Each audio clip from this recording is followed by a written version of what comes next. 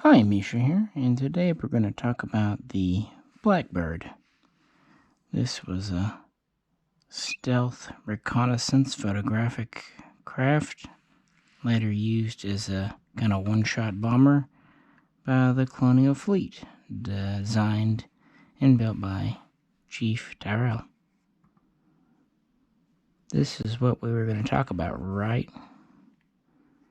Kind of an old ship put together using spare parts. They just happened to have a carbon fiber coating that made it very stealthy. Or would you rather talk about this aircraft?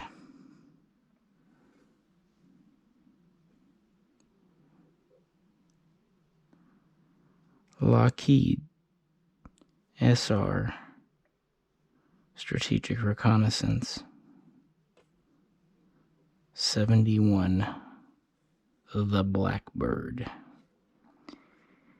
And this is a new model from Century Wings, and it's essentially of the SR-71 1997, the tail end of its career. And in the past, I've shown you the Air Force One model, and I'm sure I'll do a comparison video later, but I just wanted to talk about this since I've had it on pre-order for a few months, and it came in. Century Wings is actually very closely related to Hobbymaster. They seem to use the same factory, and the way a lot of the components are done. The pilots, the gear, the cockpit, it's all very similar. But I like them because they use the kind of stand that plugs in. They have gear up or down, canopy open or closed. Unlike the Air Force One, both canopies open on the Century Wings, and both crewmen are removable. Crewmen.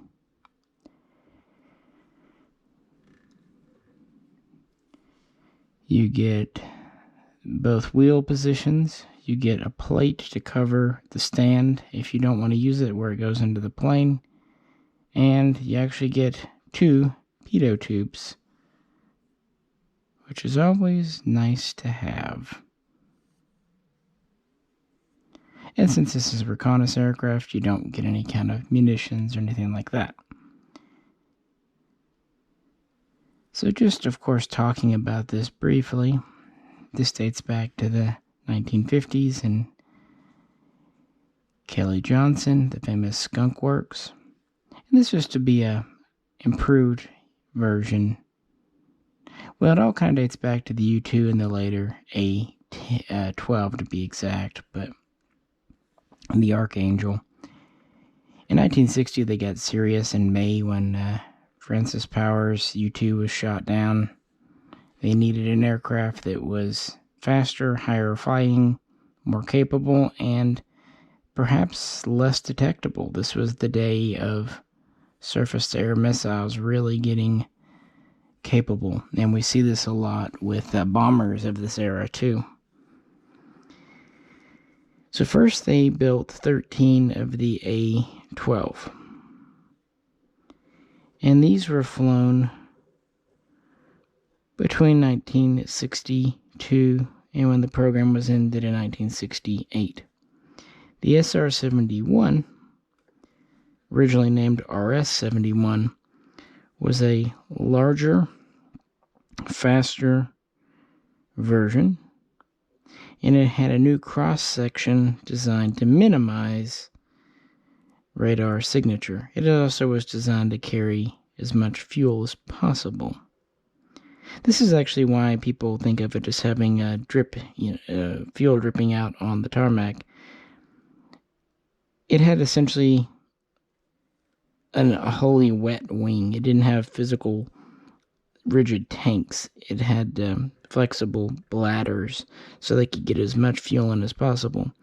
When one of these was brand spanking new, it didn't really leak. But as they got worn in a bit, the tiles, which you can see there are several tiles, would kind of wear and tear, leaving gaps. And this would allow fuel to drip out, but I do mean drip. They would refurbish these, but like anything, once it was used a bit, they never were perfect, but they weren't just pouring out gallons of fuel.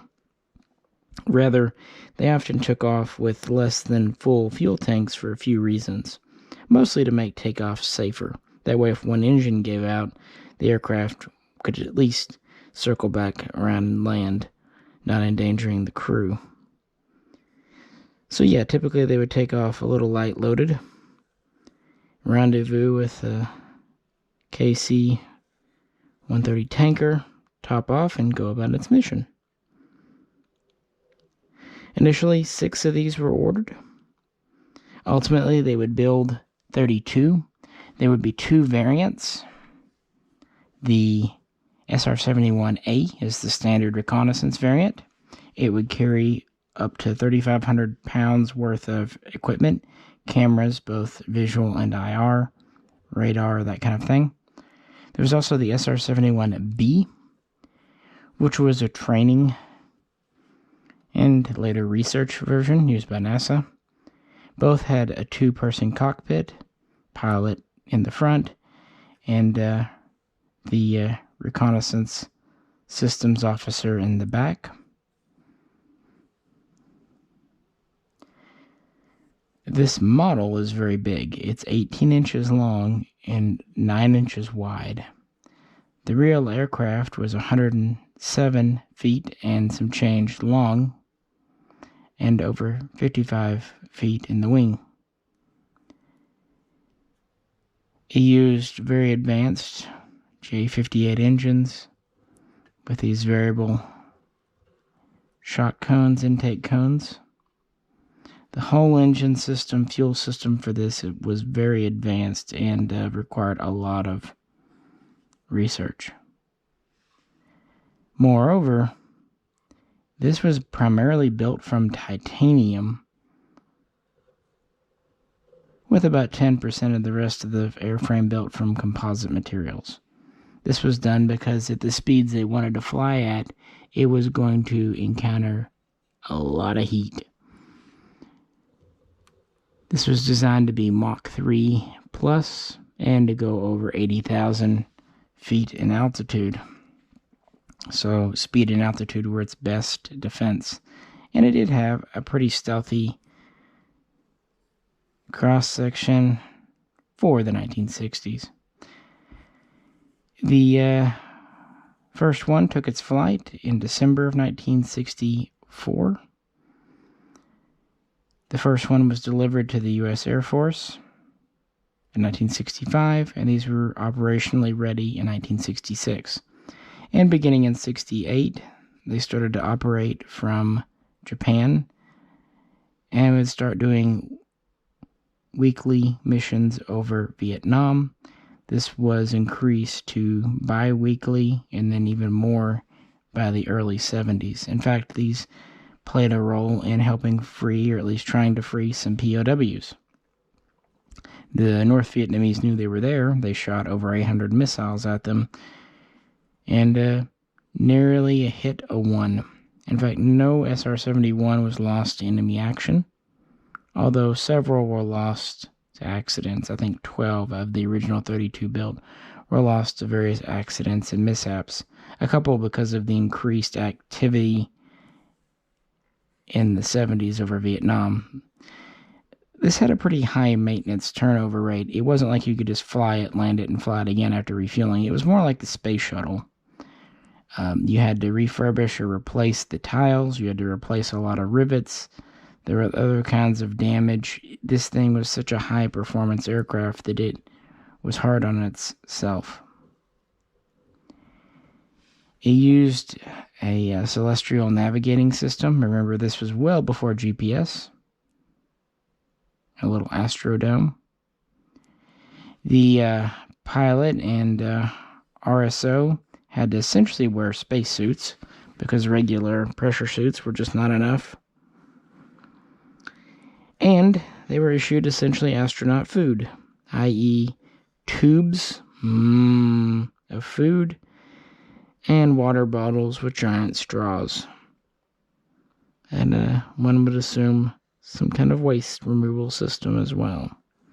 Or just diapers. I don't know. Feel free to leave it in the comments. These would also operate over Europe, flying out of the UK. And were highly effective. They could fly with refueling anywhere around the world. They took very long duration missions and brought back lots of intelligence. And this was pretty much the pinnacle of aviation, at least this type. In 1976, it set an altitude record of over 85,000 feet and a speed record of just a hair under 2,200 miles per hour. The SR-71 was capable of up to Mach 3.32, and its engines probably could have gone faster, but you started running into physical limitations of heat buildup and all that good stuff. Titanium is very heat resistant. I'm sure the Germans would have loved to have had a bunch of it in World War II for the Me-262, but at Mach 3 plus, it builds up quick. And believe it or not, they even had ejection seats for these that were used successfully, but they had to be very custom built, as did pretty much all components of this aircraft. It really was extremely high performance for its day and time. And in fact, no missile could really catch it. It had electronic countermeasures, ECMs too, so that helped. And there were a few fighters that did give it a run for its money. One was the Soviet MiG-25, which held a lot of the records before the SR-71 came along, and still might if you consider the fact that the SR-71 was pretty much a special production, whereas the MiG-25 was produced in the large numbers. But there was one other aircraft that literally gave it a run for its money that might surprise some. I'm talking, of course, about the Swedish Saab Viggen, specifically the GA-37. This was a dedicated interceptor version. Originally, the Viggen started off as more of a ground attacker with fighting as a secondary role, but in the mid-70s they worked on this aircraft, and by 1980 it was coming online. Now, it did not have the performance of the SR-71. It was capable of about Mach 2.1 and a max altitude of about 60,000 feet, maybe a little more. But it had a very advanced radar, very powerful for that day and time, and a very advanced computer system, again, for that time. So it was one of the very few, maybe the only confirmed, at least that the U.S. will admit to, fighters in the world that was able to get a lock on and keep a lock on the SR-71. And they would play kind of a friendly game because SR-71s would routinely fly over Swedish airspace or near it during return flights. Now, yeah, the Sweden and the U.S. were on good terms. In fact, part of the technology in the Viggen was from the USA. Like, they used the same systems as the F-14 in some instances, but Sweden was still nominally neutral, not part of NATO or the Warsaw Pact officially. So they played a little bit of cat and mouse game. And a couple of Viggens actually helped out an SR-71 when it was in distress. But yeah, this is a model from Aviation 72 that I recently covered, the whole Viggen family. And really cool aircraft. So if you haven't seen those videos, please check them out. I cover the Viggen, the Draken, and we'll eventually get to the Gripen, or Gripen. Back to our SR-71. yeah, into the 80s, it was still flying. But politics started to play a role. It was often favored by generals in the Air Force in the 60s and 70s, especially Curtis LeMay during his tenure. But in the 80s, some generals started to get set against it. They claimed that it was old technology, it would cost too much to update. They pointed out the fact that it didn't have a modern data link, so it took time to get information from the SR-71 into the hands where it needed to go. That satellites and other assets could do the same job. Keep in mind the U-2 was flying. These were retrofit with data links. Yeah, there's a big hullabaloo to do. So, in 1988, Congress there was essentially a consensus to draw down the fleet. And Congress essentially allocated funds to keep 6 ready to go, plus 1 more as a trainer. But the Air Force really wasn't on board with this. They'd rather spend the money, the powers that be would rather spend the money elsewhere.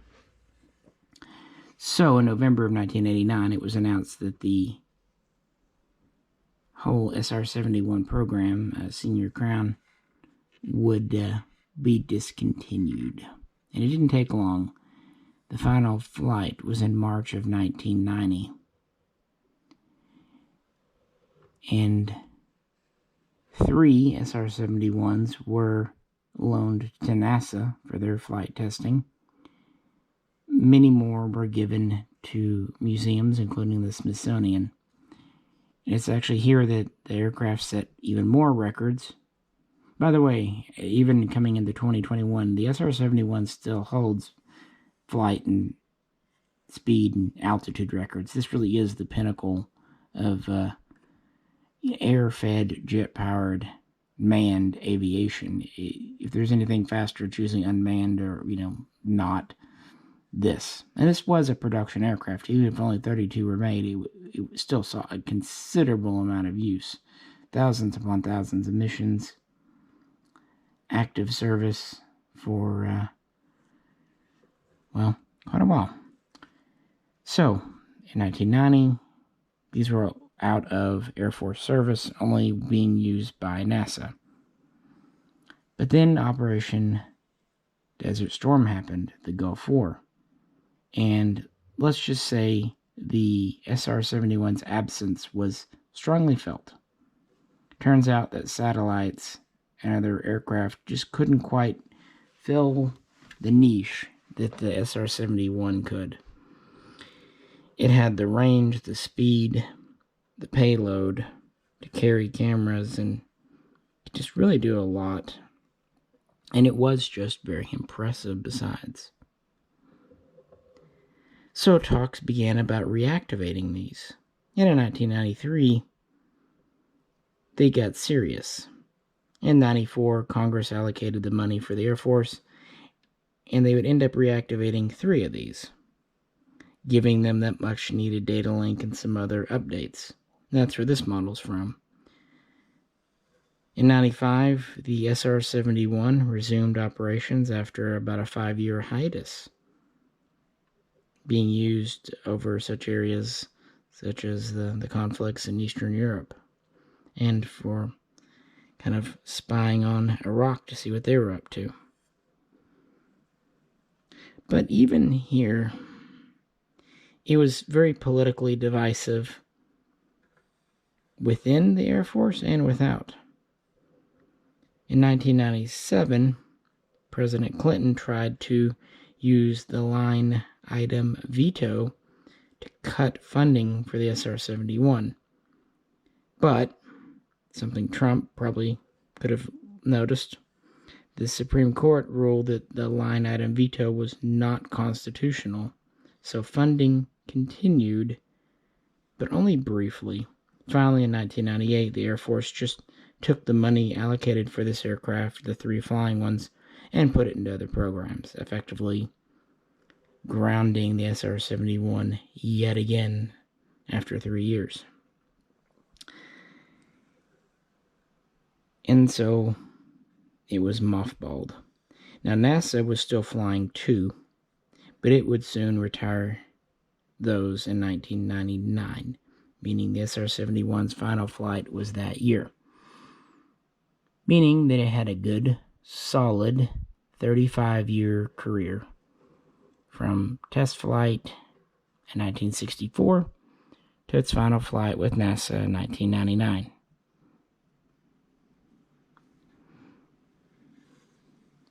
And now the ones that survive are in museums. Like I said, about a dozen out of the 32 were lost to accidents, but only one individual, a test pilot, lost his life. Everyone else ejected safely. So it's a pretty good safety record from a personal standpoint. And really, we've never had an aircraft like it. Funnily enough, though, the U-2 that preceded it still flies even now. And it's another model I'm really looking forward to in 2021 is the new Hobbymaster U-2. We desperately have needed a 1/72 scale die-cast of that aircraft. So I think these two together will be an awesome pair. So what do you think of CenturyWing's latest SR-71? They've done several of these over the years, but they don't do many of them, and they don't do them frequently. It's a very large aircraft. It's really about the size of a lot of the World War II bombers from Corgi. And it is mostly metal. The engines, of course, at least the outer parts, are plastic. And, yeah, the tail fins are metal. The body's metal. Part of the underbelly is plastic, like where the cameras and such are at. Of course, the canopies are acrylic or, I don't know, plexiglass, whatever you'd like to call it. And they do open. Display. I really like how the canopy of the cockpit up here opens. It's kind of neat. I can't... you basically pull it up and then forward. If I can do it right. There we go.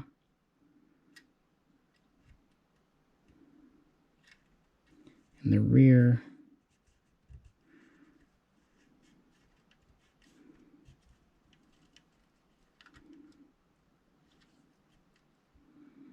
Come on.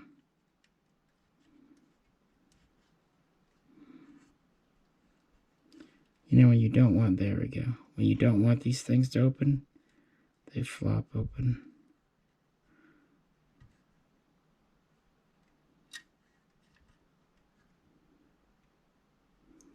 There you go. I know you probably couldn't see that, but I needed both hands. So yeah, the front canopy actually comes up on a little arm, and the rear just hinges open, and you do have pilot figures that pretty much the same scale as Hobbymaster. In fact, a Hobbymaster guy will fit right in there. Funny story, this comes in a very big foam box, and the pilots were just in a little plastic bag, and each component was. But I accidentally picked them up with, I think, a landing gear and put them in my pocket, and I was looking everywhere throughout the package for the pilots. Eventually I thought, well, maybe they don't come with one, or maybe they just forgot. No big deal, I have plenty of Hobbymaster pilots. So I pulled out a couple of Hobbymasters, stuck them in there. And then, of course, 1 second later, I found the two little CenturyWings pilots in my pocket. The reason they were a little hard to find, they don't have very long legs, so they can fit comfortably in there. I noticed that they're a little bit wider, and this a little bit shorter too than the standard Hobbymaster, so they're kind of made to sit in the cockpit well. The landing gear all plug in very securely if you want to do that. All the doors, if you don't, do as well. They're all single piece assemblies. And this stand sits in a little peg here, slot, and my God, my plug or whatever was in there tight. I couldn't even the little tool wouldn't get it out. I had to actually get a little metal tool from my gunsmithing to get it out. But there's a little hole to pop it out, so no harm, no foul. But yeah, it has all the tiling. It has the engine detail. It's actually a little bit lighter than the Hobbymaster. Excuse me, the Air Force One. But part of that could be the stand. The Air Force One has a very impressive metal stand. Whereas this one, it maybe at first kind of seems like chintzy plastic, but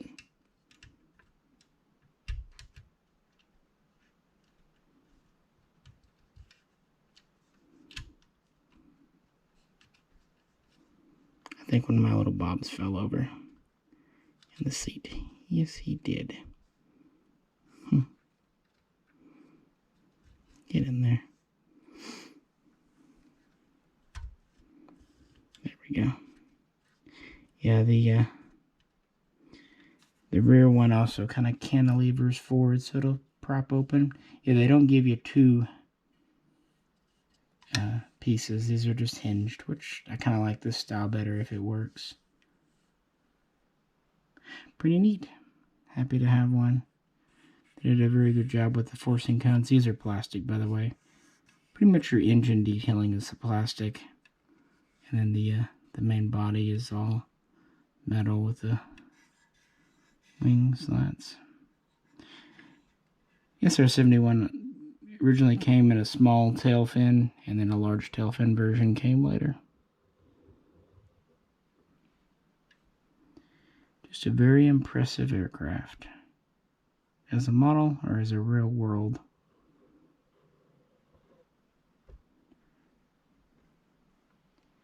So anyone who owns a Century Wings or an Air Force One, let me know what you think. Which one you like better and why.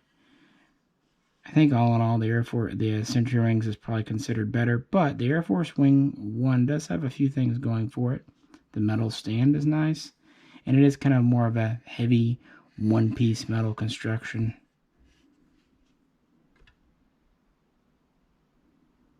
So yeah. I do appreciate you tuning in. As always, if you could, like, share, and subscribe. This is Misha, and I'll catch you very soon next time.